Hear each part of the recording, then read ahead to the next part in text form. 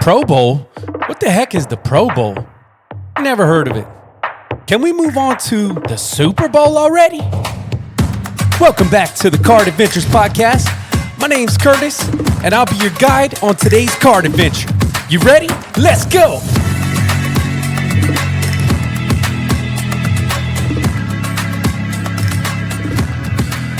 Welcome back, everybody. It's good to see you on this beautiful Tuesday. Hope you've been enjoying the Card Adventures Podcast. I think you have, or else you probably wouldn't be back. And we're here every Tuesday, every Thursday, everywhere that you listen to podcasts or watch on YouTube. Follow on Instagram at the Card Adventures Podcast. We are back at it, another episode, and we've got an awesome guest featured for today's topic: collectors versus investors. This is something that is very important for us to have open dialogue and discussion about in the hobby today. And you know what? I'm not going to lead in with anything else. I'm just going to jump right in with today's guest. Here we go. All right, everybody. We're here today with our guest, Ty, aka T-Pott. You probably know him from his work with Sports Card Investor and on Instagram at T-Pott's PC. Great guy in the community. Him and I seem to have a lot in common in the way that we think about the hobby. And it's just, I'm grateful for this opportunity to have you on today, Ty. Appreciate you coming through. How you doing, man? Yeah, Curtis, it's nice that we finally talk face to face. You were up at Cards HQ one time. I missed you. We were like crossing paths. So I'm just happy to get to chat live and talk to you. Yes, I did visit Cards HQ and I thought it was amazing. And I'm kind of glad there's not one here, or else I'd be broke as a joke.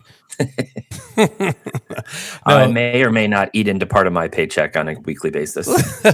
I say the same thing about Burbank. It's like, man, I wish there was a Burbank here, but at the same time, my bank account's probably glad that there's not.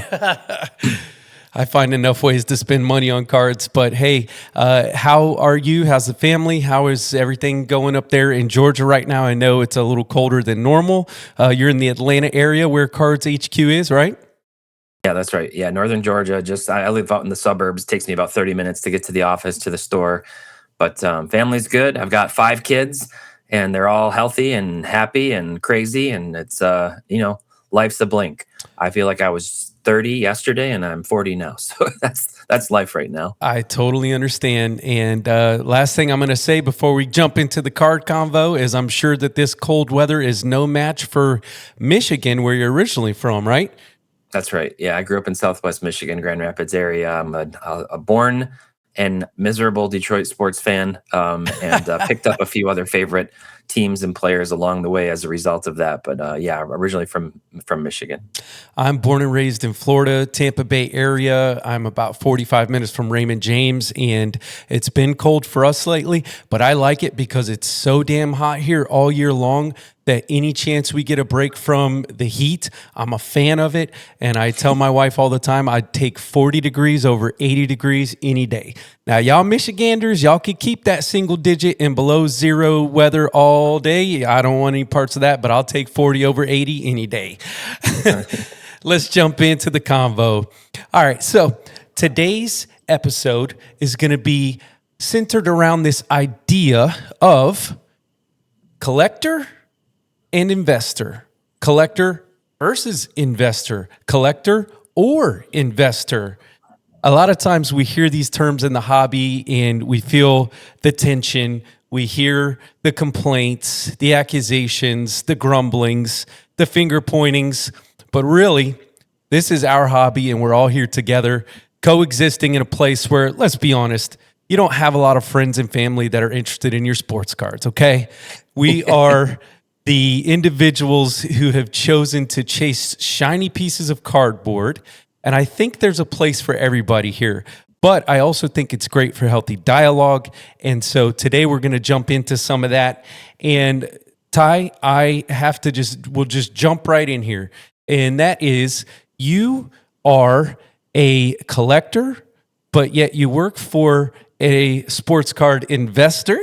And so how does that work for you? And how do you feel in general about this whole topic and this whole idea? Yeah, I was a collector in the 90s as a kid, and I got back into it in 2019 and found Jeff Wilson's podcast, Sports Card Investor, when he started it. And I think just the short answer to that is that brand name is what was built up, but the evolution of the company has changed so drastically over the last 7 years. I can And tell. honestly, it's a testament to just responding to the market, responding to the community, and Jeff's evolution as honestly a very serious collector, very serious. He's got a mail day like every day we're in the office. He's got some new card coming for his PC. So it's a double-edged sword because it's great for SEO, and they sort of carved a niche. And we do like that space. I don't believe the either or. I think you can be both, or I think you can participate however you want. But I'm definitely a collector first. I filled out Jeremy Lee's hobby spectrum assessment. I'm a precisionist on Jeremy's scale. So he goes from purist, which is like the most hardcore collector, never sell anything, all the way to the other end of the extreme. And that's the whole hobby. And Jeremy and I agree on that. And so do a lot of other people.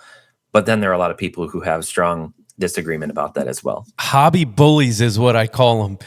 The guys and gals that get all upset about people that don't collect their way, don't think their way, and they have strong opinions. It's typically, F investors, F Panini, F breakers, F Jeff Wilson, F PSA, and F you if you like this stuff too. And there's this tension, and I find it interesting because it's like, really? I mean, come on, man. Like, there's probably a lot of other things that these people are unhappy about in their personal lives, and it just bleeds over into the hobby is kind of the way I look at it. But at the end of the day, I think that any one of us can take unreasonable stances on things and be in this place of me versus you or us versus them. And the hobby is a place where we can coexist. The way I look at it is this, is that every single person over the last several years since the hobby resurgence and explosion in COVID and stuff like that has developed some sort of investment mentality, whether they want to admit it or not, because cardboard is expensive. Okay, collecting cards is expensive, and you have to make financial choices these days, right? So I think of it this way: whether you're spending money at Starbucks, McDonald's, Chick-fil-A, and all this stuff, and you start looking at your budget and you're like, I don't know if I should be spending this much. I should maybe allocate these funds. Maybe people that don't do that don't know where their money's going and can't handle their money. But if you have any kind of financial responsibility, budgeting, anything like that, you have to apply that to your sports cards as well, even if it's just managing your own portfolio, right? So I think that we're just at a point in time where cards are so expensive and the values go up and down, whether we like it or not. It's just a part of being a good steward. And I find that it has helped me as a collector to better understand the financial aspects of it. And I confessed on the last episode that I did with Josh, Cardboard Chronicles, I am not a good sports card investor because I just make emotional decisions for the most part. I go based on feeling, whether it's right or wrong. I either feel that I want to pay the highest price for this card and I'm okay paying the highest price. I know I'm paying peak prices, or I feel that I don't want to. And so, but at the end of the day, does it really matter? I think what really matters is my personal collection, collecting what I like, managing my own personal collection, managing my own life, my own household. And that's the way that I look at it, to be honest with you. I think that's called wisdom and perspective. Everybody has their own personality in life, and everybody has their own hobby personality or style, persona, archetype, whatever you want to label it as. And that's natural. You can't be everything all at once. There is a whole spectrum of it. There is a whole a complete circle picture. And to have an attitude that says, this is how I do it. And we call it the hobby, but I respect that there are people who do it differently, whether it's how they collect and the grading company they prefer, or what types of things, or what era, what sport, what player. maybe you have players you don't like. I'm not a LeBron fan, but I know Josh is, and like somebody's got to collect them. I always say, Jeff Oh, Wilson, my but boss, is a big LeBron guy. but wait, if you don't like LeBron, screw you. LeBron's the man. LeBron is Right. he's the GOAT. He's the only one. And if you don't That's right. recognize that, you can unfollow me right now. That's right. Yeah. So that's where I think the wheels come off, and then for those of us who are active on social media, we just see an extremified version of that. Everybody's Yes. sort of inclined to be a keyboard warrior of some kind, or hide behind a fake name, or maybe even their real name with face photos, just cloud chasing or expressing their own internal misery, or I don't know what the deal is. But I'm naturally a peacemaker. I like harmony. I like peace. And I see the world with a lot of very serious issues that we're trying to solve for that will never go away totally. So when I come into the hobby, I'm like, it's not that serious, guys. It's just not that serious. And that's not to demean scams and people getting ripped off and having lots of money stolen or spending way too much on breaks or anything like that. Those are serious issues, but perspective is a big thing. I couldn't agree more. And I think that a couple of things that came to my mind was that, yes, this is a hobby. It's supposed to be fun. We can't ignore the shenanigans that go on to a certain degree, but on another degree, we can ignore it. We can tune it out. We can agree to disagree and not even bring it up, right? Because at the end of the day, we're here to have fun. It's a hobby for fun. It's an escape. We're supposed to enjoy it. And I personally don't want to hear all the BS. I want to see people's collections that look nothing like mine.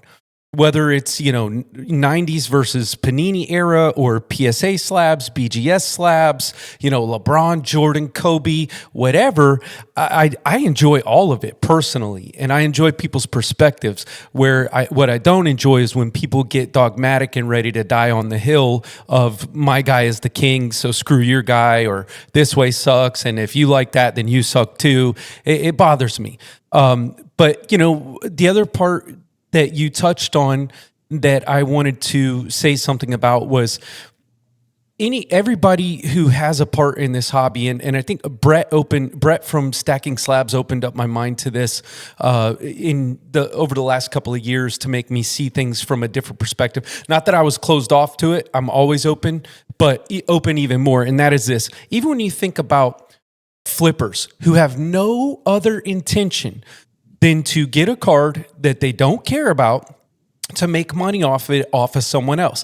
Is it a bad thing if they are getting that card out of the hands of somebody that had it locked up and freeing it into the hands of somebody else who wants it? Is it really a bad thing? Yes, I had that same exact conversation, and I wasn't aware Brett had said the same thing, but I mean, ultimately, you've got movement happening, and it does tend to be easier than ever to find cards that you're looking for, even if it takes you years. If you compare it to 10 years ago or prior to, where things would just sit in binders, or you had no connectivity to somebody in Tuscaloosa, or, whatever the story might be.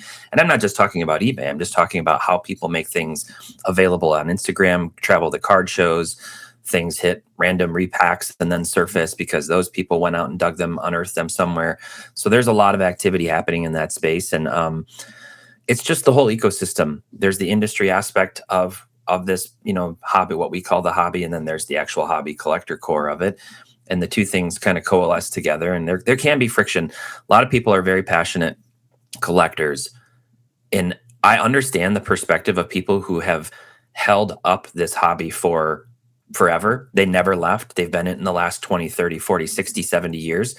And they're frustrated that there has been a lot of change, and that there maybe is a resurgence of flipping and some of these other things, that they can't buy boxes anymore because they're way too expensive, or they used to buy Kobe gold refractors for, $200 and now they're 20,000 or whatever the story.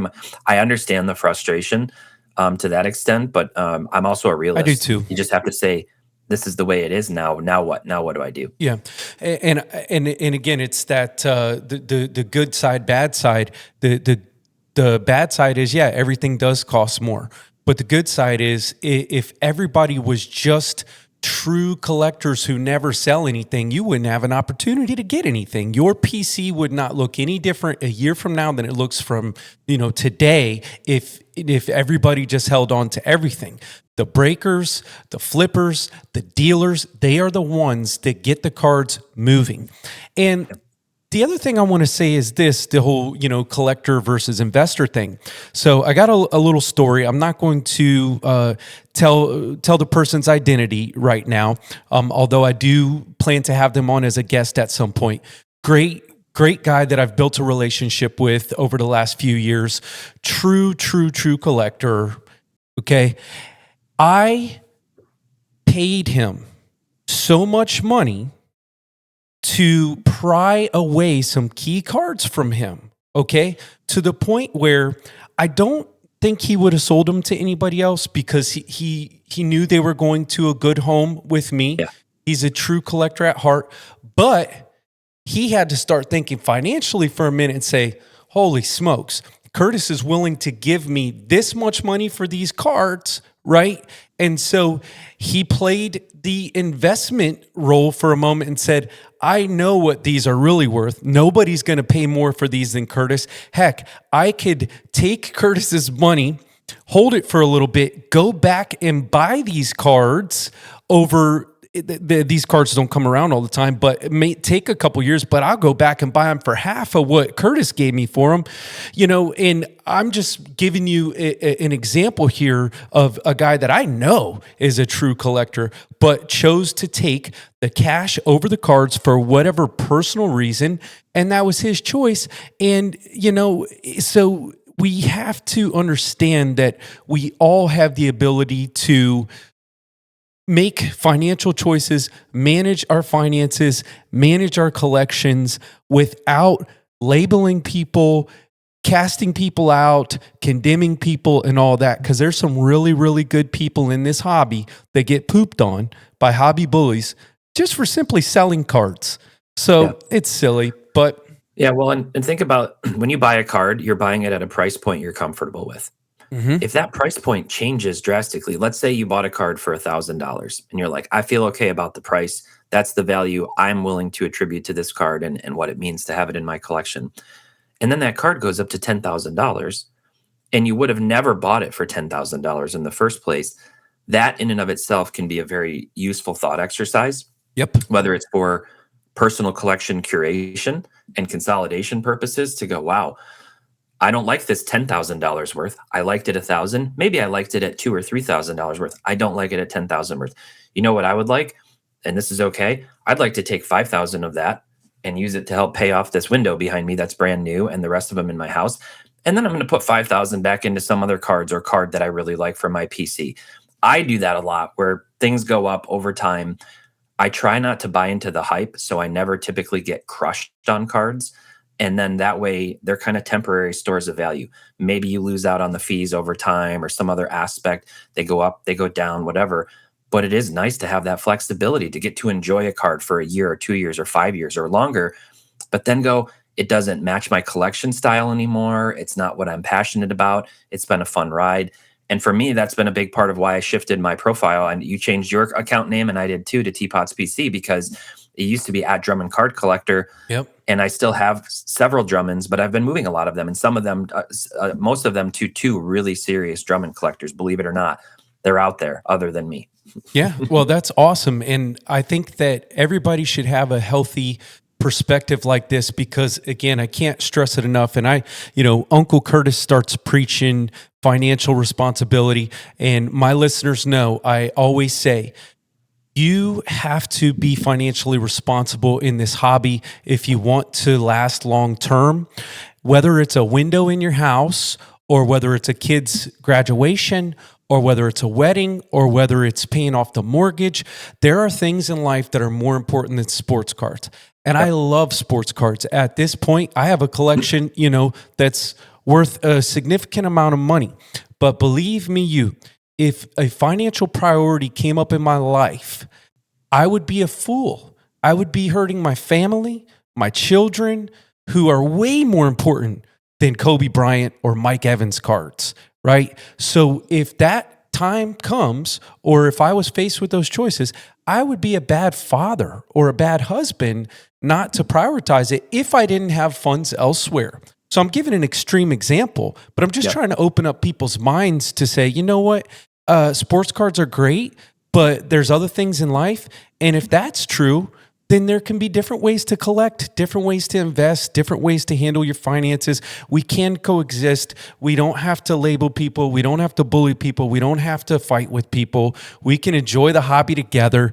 And I think it's time to move on to what it's all about. And that is the sports cards. So how about we show some cards from T-Pott's PC, unless there's anything else you want to say to get us into this next part of the episode. No, I'm just grateful always to find people like you and like you, where we think alike in the sense of just have some perspective, respect what others do, especially in this space. Life's full of strong opinions and strong beliefs, and I have those myself.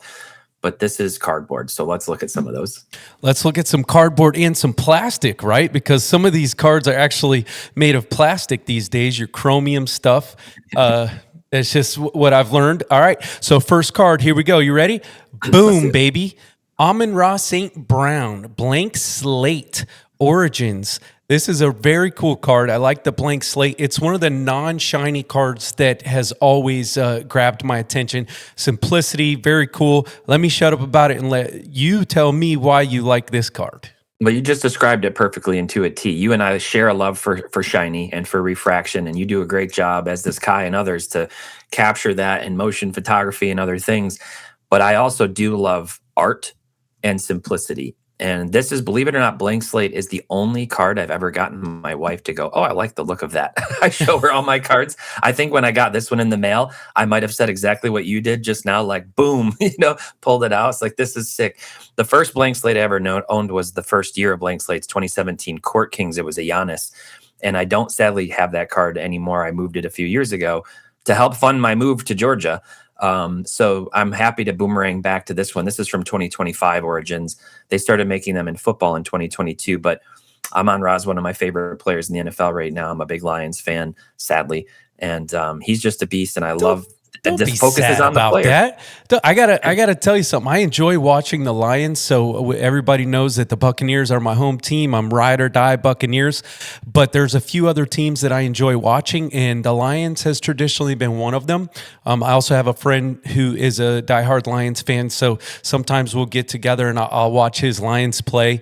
Amon-Ra St. Brown is a great player, and man, you should try being a Buccaneers fan if you think that being a Lions fan is bad, man. I mean, You guys won a Super Bowl or three or two.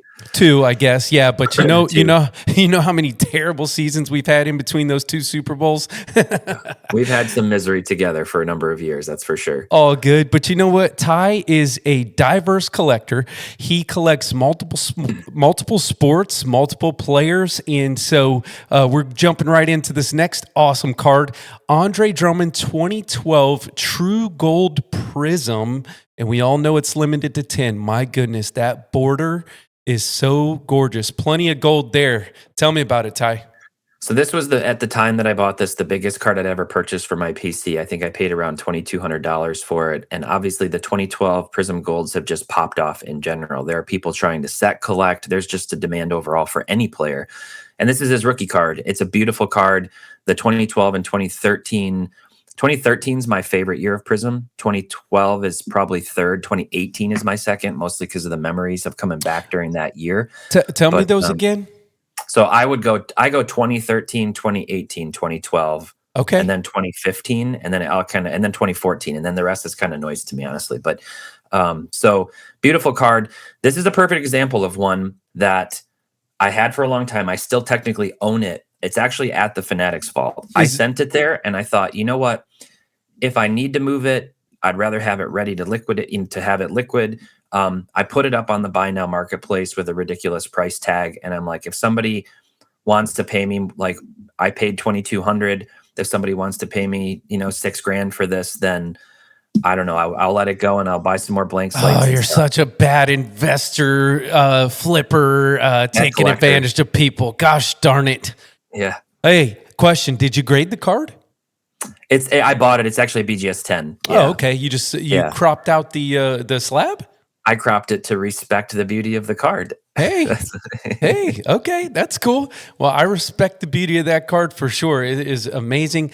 I just want to give my quick opinions. 2012, because you talked about 13 being your favorite, then 18, then 12. Yep. 2012 is my favorite, and it's not just because it's the first. Yeah. 2012 is my favorite because it reminds me so much of early Select. Yeah, I heard you say This that. That's awesome. yeah, it really does. If you took that prism tag off it, it really does remind you more of an early Select design before I think Prism carved its own lane within Panini. But Agreed. beautiful card. And I'm going to move on to this next guy, Spencer Torkelson of the Detroit Tigers, first Yeah. baser. This is a Yep. Topps Heritage rookie card. Tell me a little bit about it. Topps Heritage rookie card. I love Heritage Chrome gold refractors. They used to be always numbered to 5, and then this last year, Topps changed them to 50 as they're trying to standardize color expectations across products. So I respect what they're trying to do to remove collector confusion or hobby confusion by standardizing. I know the guys who do spitballing cards with me were really sad and depressed that they were doing that because you like the chase of tracking down a serial number to 5. But this one in hand just pops even more. I love the textured, like almost like hammered metal effect on the Chrome I Heritage love cards. that too. I Yeah. freaking love So it. this one's beautiful. Torque, he's a former top draft pick for us. He broke out the first half of last year, or rebounded, I should say, before he kind of really struggled the second half. But I still love him. He's had some big hits.